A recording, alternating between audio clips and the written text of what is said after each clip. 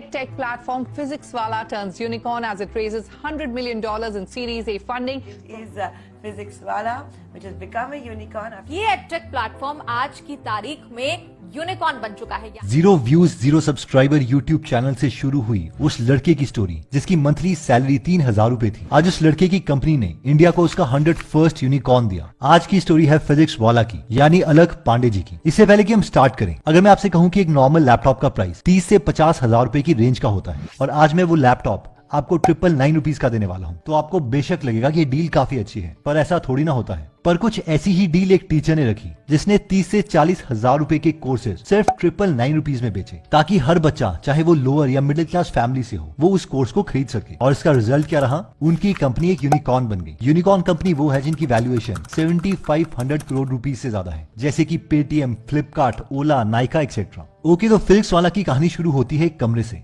जहां वो बैठे थे और अपनी बहन से कह रहे थे कि वो पढ़ाई छोड़ देंगे। उनकी बहन ने उनसे कहा, पढ़ाई नहीं करेगा तो फिर क्या करेगा? चाय वाला बनेगा क्या? उन्होंने हंसकर जवाब दिया, चाय वाला तो नहीं, लेकिन मैं PhysicsWallah जरूर बन जाऊंगा। यहाँ से शुरुआत हुई एक ऐसे यूट्यूब चैनल की जिसके आज 74 लाख सब्सक्राइबर्स हैं। अलख सर को पढ़ने का बहुत शौक था। बचपन में उन्हें काफी गरीबी का सामना करना पड़ा। उनके पिता ने उनका घर बेच दिया ताकि वो पैसे बिजनेस में इन्वेस्ट कर सकें। वो बिजनेस नहीं चला और अलख जी को बहुत छोटी उम्र में ट्यूशन पढ़ानी पड़ी, पर उन्हें पढ़ाने में मजा आता था। अगर आपको याद होगा तो 9th क्लास में आपने ग्रेविटेशन का चैप्टर पढ़ा होगा और यही चैप्टर हमें 11th क्लास में भी समझाया जाता है। अलख सर ने 11th की ग्रेविटेशन पढ़ ली थी और उसके बाद वही चैप्टर वो 9th क्लास को पढ़ाने चले गए। ट्यूशन क्लास के टीचर ने स्टूडेंट्स को झूठ कहा था कि अलख पांडे जी अभी एक टीचर हैं। बच्चों को उनका लेक्चर सुनने में बहुत मजा आया कि उन्होंने जिद करी कि वो पढ़ेंगे तो अलख सर से ही। अलख पांडे ने कॉलेज में जाकर मैकेनिकल इंजीनियरिंग ली और शुरू में वहां उन्हें फिजिक्स पढ़ाने में काफी मजा आता था, पर धीरे धीरे जब उन्होंने अपने सीनियर से बात करी तो उन्हें पता चला कि ये सारे कॉन्सेप्ट्स उन्हें जॉब में काम नहीं आने वाले।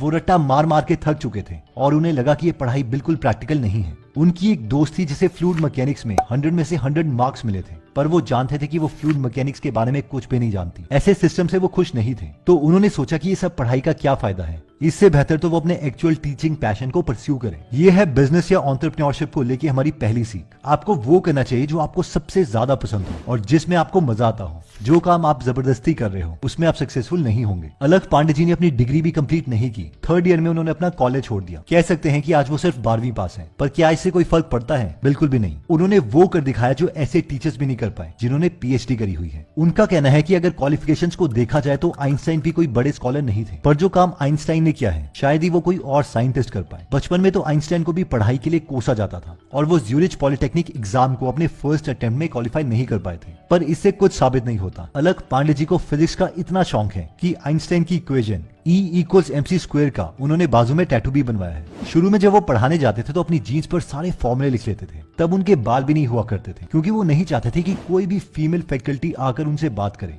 और उनका टाइम वेस्ट हो। उनकी डेडिकेशन अपने काम को लेकर नेक्स्ट लेवल थी। Unique style of teaching. तो सवाल है कि उन्होंने ये सब कैसे किया, क्योंकि बहुत से टीचर्स हैं जो उनसे भी ज्यादा एजुकेटेड हैं। IITs, IIMs की डिग्रीज हैं। तो इनका सबसे इंपॉर्टेंट रीजन है उनका यूनिक मेथड ऑफ टीचिंग, जो कि औरों से अलग है। वो पढ़ाते पढ़ाते एक्टिंग करते हैं ताकि स्टूडेंट्स उनसे एंटरटेन हो पाए। वो ड्रेसअप भी फॉर्मली नहीं करते ताकि स्टूडेंट्स को ये ना लगे कि जो इंसान उन्हें पढ़ा रहा है वो कोई अलग इंसान है। वो चाहते हैं कि बच्चे उनसे रिलेट कर सकें और बच्चों को लगे कि ये टीचर भी हम में से ही निकल कर आया है, इसलिए हम भी आगे बढ़ सकते हैं और इनकी जगह पहुंच सकते हैं। यह है हमारी सेकंड लर्निंग। सिर्फ पैशन ढूंढना काफी नहीं है। मार्केट में ऐसे कई लोग होंगे जिन्हें वही पसंद होगा जो आपको पसंद है, पर आपको कोई ऐसी टेक्निक ढूंढनी है जो पहले कहीं ना यूज हुई हो और जिससे आपके कस्टमर्स खुश हो और जिससे आप अपने कस्टमर्स को ज्यादा वैल्यू दे पाए।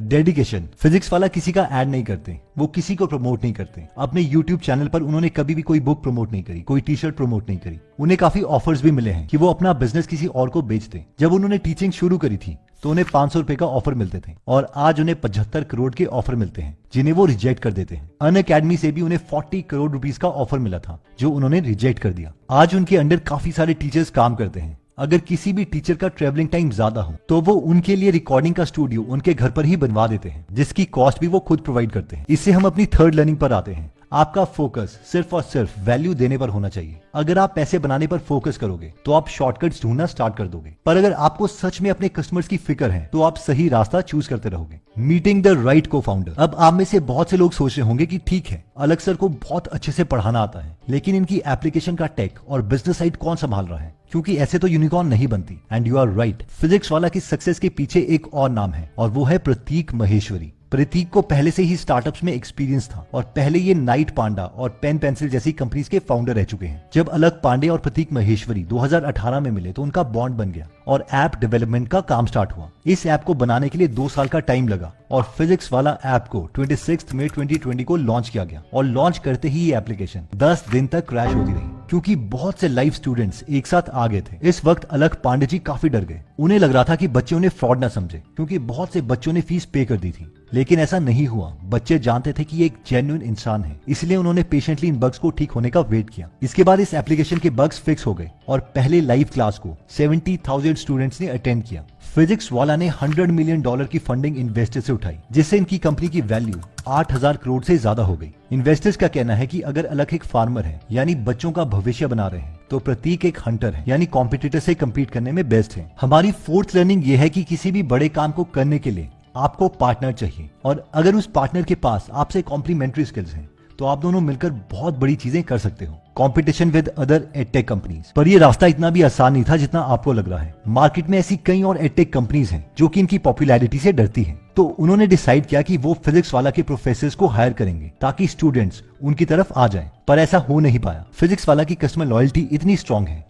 कि स्टूडेंट्स ने जाकर उन YouTube चैनल्स पर कमेंट करना शुरू कर दिया कि वो इन टीचर्स के लेक्चर फिर अब नहीं सुनेंगे। उन्होंने उनके कमेंट सेक्शन ब्लॉक करवा दिए और जहां पर उनके कॉम्पिटिटर्स ने फिजिक्स वाला के सिर्फ JEE के टीचर्स को हायर किया था, वहीं पर उनके कॉम्पिटिटर्स की UPSC की भी क्लास नहीं हो पाई थी। रेटिंग भी 4.7 से 3.9 तक गिर गई। हालांकि अलख पांडे जी हमेशा अपने स्टूडेंट्स को यही सीख देते हैं कि वो हर टीचर से प्यार और इज्जत से पेश आए। बिजनेस में बड़े जायंट से कम्पीट करना आसान नहीं होता। जैसे कि 2003 में मोटरोला कंपनी ने मार्केट को डोमिनेट कर दिया था, पर जैसे एप्पल और सैमसंग जैसे जायंट्स नजर आने लगे तो मोटरोला जैसी बड़ी कंपनीज भी डर गई। वहीं पर कई ऐसी कंपनीज भी हैं जो काफी छोटी थी पर उन्होंने अपने कॉम्पिटिटर्स को एकदम गायब कर दिया। इसमें से एक नाम है गूगल। जब गूगल की शुरुआत हुई थी तो याहू का सर्च इंजन पहले से ही मौजूद था और इंटरनेट पर 50% से ज्यादा सर्चेस याहू से ही होती थी। वहीं पर गूगल पर सिर्फ 1% सर्चेस हुआ करती थी। पर आज सीन एकदम अलग है। याहू अब कहीं भी नहीं है और गूगल इतना ज्यादा कॉमन है कि गूगल इस्तेमाल किए बगैर शायद ही कोई इंटरनेट सर्च करता हो। बस ऐसे ही एक जायंट फिजिक्स वाला भी है जिन्होंने बड़े बड़े कॉम्पिटिटर्स जैसे कि अनअकैडमी, बायजूस एक्सेट्रा को कम्पीट कर रहे हैं और मार्केट में अपनी और ज्यादा बेटर पोजीशन बना रहे हैं।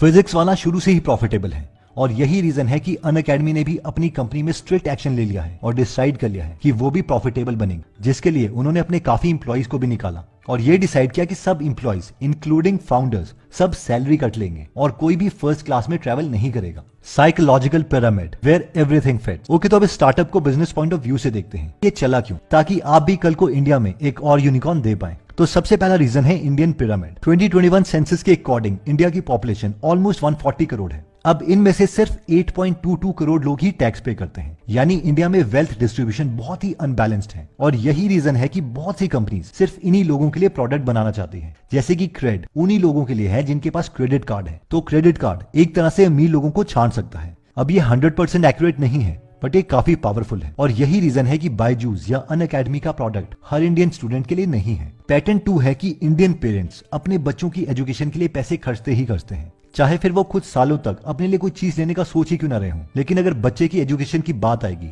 तो वो खुद की इच्छाओं को मारकर अपने बच्चे की एजुकेशन पर ही खर्चेंगे। अब हुआ ये कि टॉप अमीर परिवार वालों को छोड़ दो, इसके अलावा भी मैक्सिमम इंडियन पेरेंट्स अपने बच्चों के लिए पैसे खर्चते ही खर्चते हैं। यानी फिजिक्स वाला ने वो प्रोडक्ट बनाया है जो सारे लोअर पिरामिड इंडियंस के लिए है। जस्ट इमेजिन 4000 रुपीज में 1 साल की फीस। इससे ज्यादा तो कई लोग महीने की ट्यूशन फीस देते हैं अपने 4th या 5th क्लास के बच्चे को पढ़ाने के लिए। And this is the reason जिसकी वजह से फिजिक्स वाला काफी इंडियन मार्केट को कैप्चर कर चुके हैं और बाकी लैंग्वेजेस में भी कोर्सेज लेके आ रहे हैं। एंड आई होप कि ऐसा हो और अफोर्डेबल प्राइस में सबको एजुकेशन मिले। वैसे